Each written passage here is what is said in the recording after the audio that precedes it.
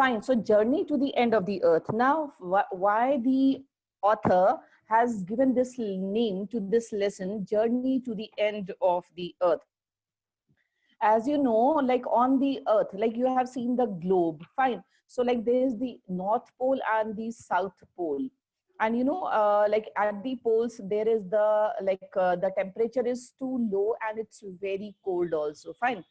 So journey to the end of the earth means here we are going to study like what happened to the this end part, that is the southern pole. That is, we are going to study the life at Antarctica.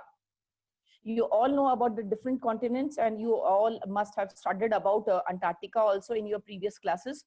Fine. So now let us continue. Now, first important thing is like the Tishani Doshi, the author is, you know, going to this place. Like in this lesson, first thing that you must understand, the narrator is the author, that is Tishani Doshi, right? She is narrating this lesson. Second important thing is she is explaining, expressing her own experience, like when she went to this place. Which place? Antarctica. So how she felt, what was her experience, and why she says that journey to the end of the earth, that is Antarctica. Why it is important for any person to know about Antarctica. The thing is that like Antarctica, as you know, the place is very cold. Fine. Ice is there. Fine. So as and we always discuss also, like as we are experiencing these days also, the earth is ailing, you know.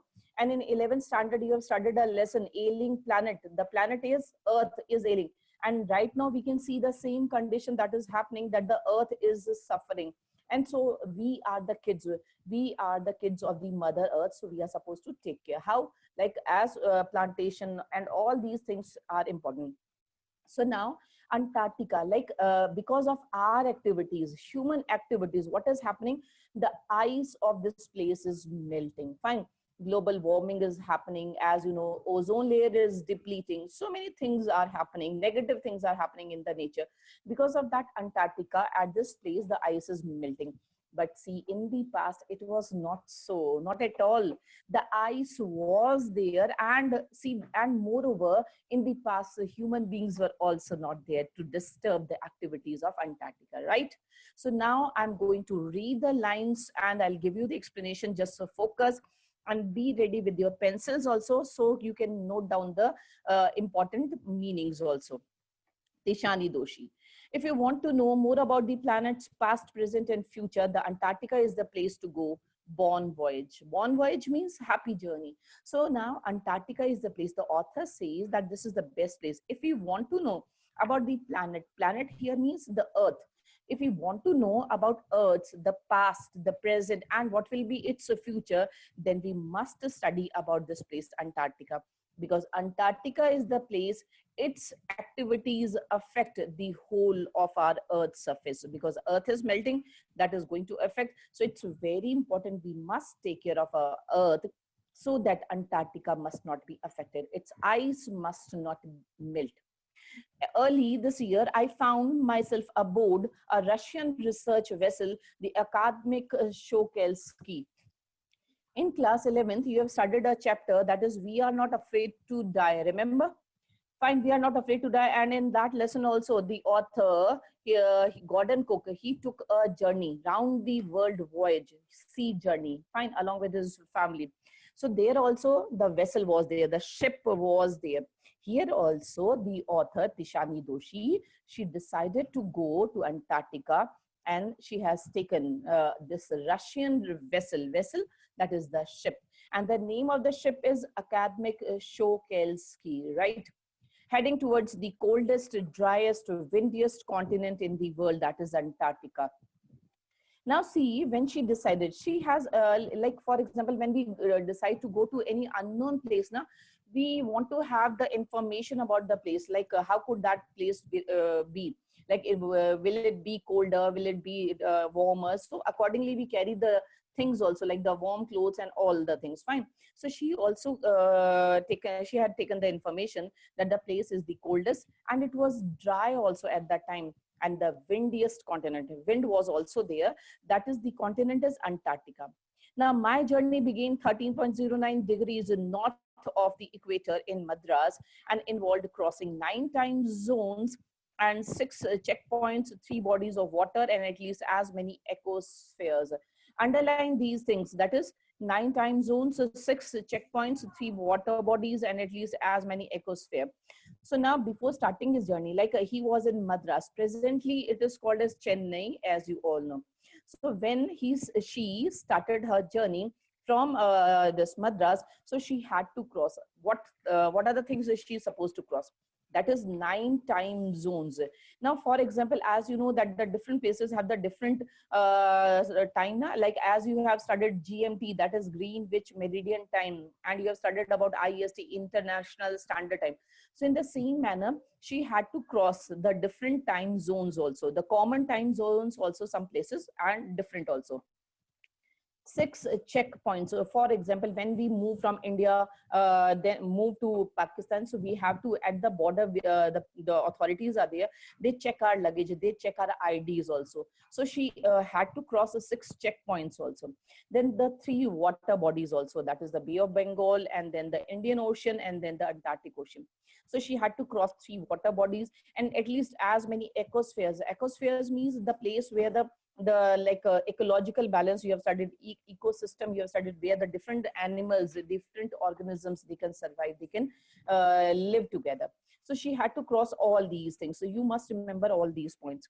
By the time I actually set foot on the Antarctic Ocean, Antarctic continent, I had been traveling over 100 hours in combination of a car, an aeroplane, and a ship. So my first emotion on facing Antarctica's expansive white landscape and uninterrupted blue horizon was relief, followed up with an immediate and profound wonder. Now see, when she decided to go to this place, she was having different thoughts. So now when she set her foot at this place, that is the Antarctic continent, she had already traveled how much, like 100 hours. 100 hours, if you calculate it, then that is equal to 4 days and 4 nights plus 4 hours also. That means she has traveled 4 days and 4 nights also. And that was the journey was completed in 3 different means of transportation. First, she traveled by car from her house to the airport, and then she traveled by aeroplane, and then she had to travel by a ship. So these are the 3 means of transportation she had to travel, and she completed this journey within 4 days also. So my first emotion on facing Antarctica's expensive landscape, as you have studied in class 11th, landscape of the soul, I have told you. Landscape means the beautiful images, the beautiful pictures in the nature. But here, white landscape means, like, as you can easily understand also, like at this place, Antarctica, it is fully wrapped, it is enveloped in the white sheet, that is the ice, right? So that is why it is the white landscape, and uninterrupted blue horizon was relief. When she stepped her foot at this place, it was a relief because the sight was so very beautiful also. I'll show you the pictures also, images also. Not today, but tomorrow I'll show you the pictures also, because I was thinking like how many students would join today. I want a good number also. So I'll show you the beautiful pictures also. So like, as you can imagine, the white landscape was there, the ice was there, and the blue horizon, the sky was also there. So after observing all these beautiful sights, na, that was a relief. You know, for example, when we do so much of a hard work, toiling, and then we got good result also, then that is the relief, right? So in the same manner, after traveling, after covering these different means of transportation, when she reached to the space, it was a relief. It was a beautiful sight. And so wonder at its immensity, immense. It was like the place was very, wider also, very large also. So she was wondering, she was surprised. And its isolation means it's an isolated place, lonely place, desolate, fine. So when she visited at this place at that time, many years ago, I'm talking, so that time, like, it was an isolated place. Why so? Because so many people, they it is a challenging place also. It's not an easy journey also. So those people who have patience, those who can, who are full of perseverance, those who are very strong, courageous, bold also, those can complete this journey. So now when she came to this place, it was an isolated place, but mainly at how there could ever have been a time when India and Antarctica were part of the same land mass. Now we'll study one very important fact. Now here, from here, we are going to study about the past also, and this is a very, very important part of the study. I want you all, though you are concentrating, but much more also. So now India and Antarctica were part of the same land mass, means they were the part, India and Antarctica, they were the part of the same mass of land, but slowly and slowly, like in the beginning, when the on the earth's surface no human beings were there, nothing was there, and it was a large piece of land, and amalgamated, it is said. Amalgamated means something that is mixed, mixture was there. And slowly, as you know, like under the earth's surface also, so many activities keep on taking. As you know, the earthquake is there, the vibrations are there on the under the earth's surface. So like because of these activities, the earth's surface is drifting, it is moving, it is separating. And as we have studied in class 9th also, 10th also in geography, so in the same, because of the earth's activities, like what is happening, this mass of land is started taking into different shapes. Earlier India was not there, different countries, different continents, these places were not there, it was a mass of land. But slowly and slowly the earth was drifting, and then all these places which we can see on the globe right now, they have started, they were seen. Now part of history, now we'll be studying about the history, like how Antarctica came into its place. 615 million years ago, a giant amalgamated southern supercontinent, that is Gondwana, did indeed exist. You must have studied about Gondwana also in class 9th and 10th. So as you all know that Gondwana was a supercontinent, find a very, very big continent. And after that, when Gondwana, on this supercontinent, the activities started taking place, now the earth was drifting into different areas, then we can see the present day globe, the different countries and the land. So now it was a southern supercontinent, Gondwana, that indeed exists, centered roughly around the present day Antarctica. And now it is seen, earlier it was there, that was seen around Antarctica. So things were quite different then. Humans had not arrived on the global scene. Now humans had not arrived on the global scene. What does the author means to say? That the author has, the human beings had not, disturbed the activities of the nature. Like these days also you can relate with the scene also. These days, like for example, we are observing in the newspapers also, in the net also, we can see like these different rivers, oceans, and the sky is also cleared. Why? Because now the human beings are not polluting. We are sitting at our home, so nature is cleaning. Nature has its own process of cleaning. So now the things are again and again, they are cleaning. So things were different. Why? So because human beings had not arrived on the global scene. And the climate was much warmer. At that time, the climate was a little bit warmer also, hosting a huge variety of flora and fauna. Now see, these days, like when the human beings started, evolution of human beings took place on the earth's surface, because of our needs, because of our necessities, we have started taking advantage of this nature. We are cutting the trees or forests for these furnitures and all these things. We are taking the things from the nature. So earlier it was not so. The earth was fully loaded with the flora and fauna. Biology students or all the science students and everybody, you all know flora and fauna, that is the flowers and the animals. Fine. So all these things were there. The earth was fully loaded with all these things because the human beings were not there to cut all these things. So now for 500 million years, Gondwana thrived. This means like earlier in the past, Gondwana was a thriving. Thriving means it was a flourishing. Flourishing means it was a prosperous, means it was once again, it was fully loaded with plants and animals, flowers and fruits, and all these things were there because the human beings were not there to cut, to destroy. But around the time when the dinosaurs were wiped out and the age of mammals got underway, the land mass was forced to separate into countries, shaping the globe much as we know it today. So now see what happened. But as like later on, see what happened when the human beings, they started, the evolution of human beings started taking place on the earth's surface. So now what happened, and the dinosaurs also wiped out from the earth's surface. So, and the mammals, as you know, they also got underway. So because of all these activities, now the land mass was separating into different countries. As I've told you, the activities started taking place under the earth's surface. Fine. So earth was separating, it was drifting into different areas. And now as we can see, the globe, that is the shape of the globe is seen. So that started taking place many, many years ago, as we can see it in the present day also. Now to visit Antarctica now is to be a part of the history.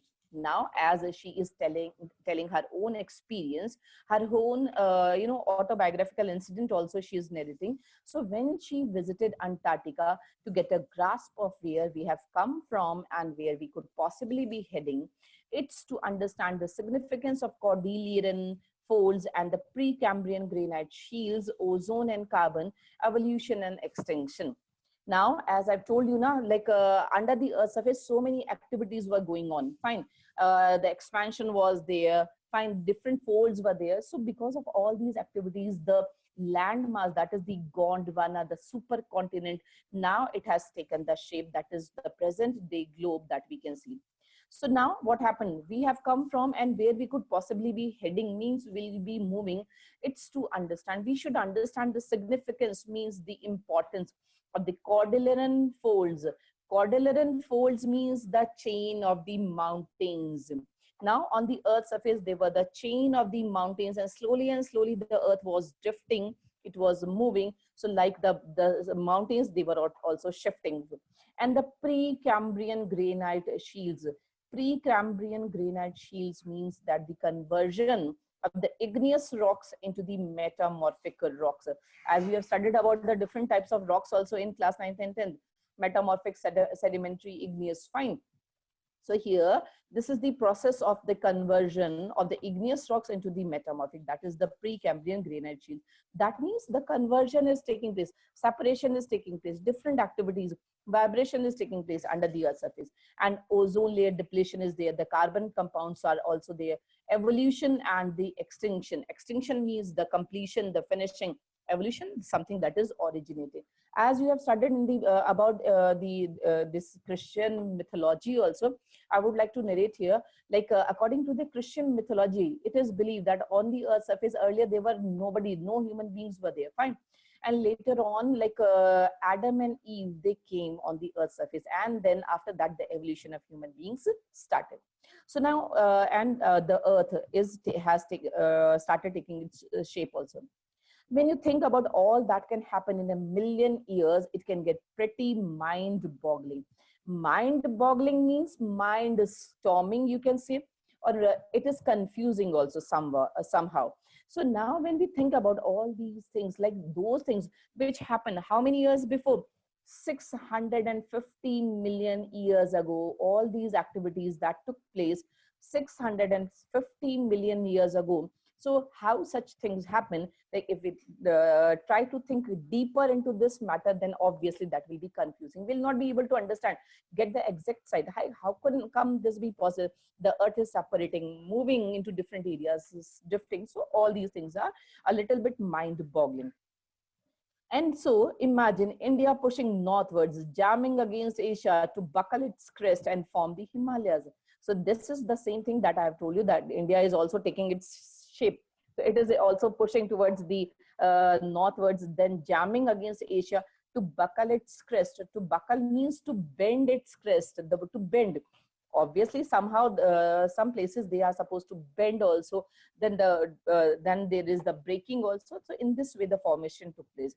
South America, it is drifting off to join North America, opening up the Drake Passage to create a cold circumpolar current, keeping Antarctica frigid. Frigid means very cold. Frigid means very cold. Desolate means very lonely place and at the bottom of the world. So now see what happened. when the different activities were going on under the earth's surface, earth was separating into different areas, that is the continents and the countries.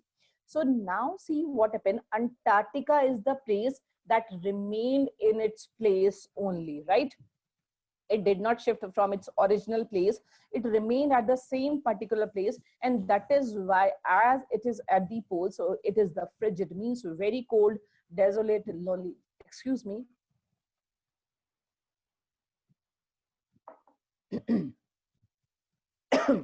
So it is frigid, it is desolate also, lonely, and at the bottom of the world. So that is why the lesson is given the name, that is journey to the end of the world.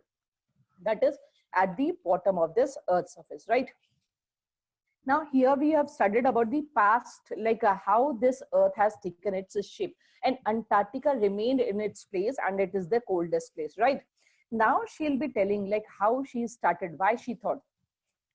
For a sun worshipping South Indian like myself, 2 weeks in a place where 90% of the Earth's total ice volumes are stored is a chilling prospect, not just for the circulatory and metabolic function. For a sun worshipping South Indian, as you have seen, like Tarak Mehta Ka Ulta Chashma, there the Jethalal, you know, he was also the worshipper of sun. Fine. So here also Tishani Doshi, who is a South Indian, and she was also the worshipper of sun. So now, as you have heard also, like Antarctica is such a place where 6 months there are the nights and 6 months for the days, right? So for a person who believes, like who worships sun, it is not at all possible for a person if he is going during that time when they are the 6 months night. So how can this be possible that he will be able to worship? So it will be a difficult thing, right? So now for a sun worshipping South Indian like myself, 2 weeks in a place where 90% of the earth's total ice volumes are stored is a chilling prospect. Now when she thought that she should go to this place and where the ice, the storage of ice is maximum, that is a chilling prospect. Means when the thought comes into her mind that she'll be going to this place and it's very cold also, so that is a difficult task for her. Not just for circulatory and metabolic function, but also for the imagination. See, before going to the place, when she imagined about this journey also, that was a chilling process. That was a difficult thought in her mind. And it's like walking into a giant ping pong ball. You all must have played with the ping pong ball. It's very soft also. You can, bend it also, fold it also, So now it's like walking into a giant ping pong ball. So it's a very soft. When you will lay your foot on this place, so obviously the ice would be moving inside. Why? Because under the ice, what is there? The water is there, right? So it is just like jumping or inside a ping pong ball, devoid of any human markers. Devoid means empty, empty. Devoid of any human markers means, like as I've told you now, Tishani Doshi had gone to this place many, many years ago. Fine. So during that time, many people, did not take this challenge also of going to this place. So at that time, this place was devoid of human markers. Means not many people were there. The footprints of the human beings were not there, right? No trees were there, no vegetation was there, and billboards. Billboards means the hoardings that are showing the ads. Now, these days, in the present scenario, if you go to this place, you can see the hoardings are there. The advertisements of different things, they can be seen on the way also. But earlier, the hoardings, the billboards, the signboards were not there. The buildings were also not there. But now these days, you can see all these things, because obviously now these places also, that people have traveled to this place, human beings are coming. So you lose all early sense of perspective and time here. And moreover, when we reach to this place, that is Antarctica, obviously the connection with the earth's surface, that is also lost, because we are not able to understand. As I've told you now, that here 6 months days are there, 6 months nights. So obviously we lose the connection also from the earth's surface. And the visual scale ranges from the microscopic to the mighty. Now, what is the meaning of this statement? The visual scale ranges means, like here, we can see different organisms, starting from the microscopic organisms, like very, very small organisms, which are not possible to be seen with the naked eye, right? We can see them only under the microscope. And there are very mighty. Mighty means very large animals were also there. Fine. So means there are the different categories that can be seen at this place.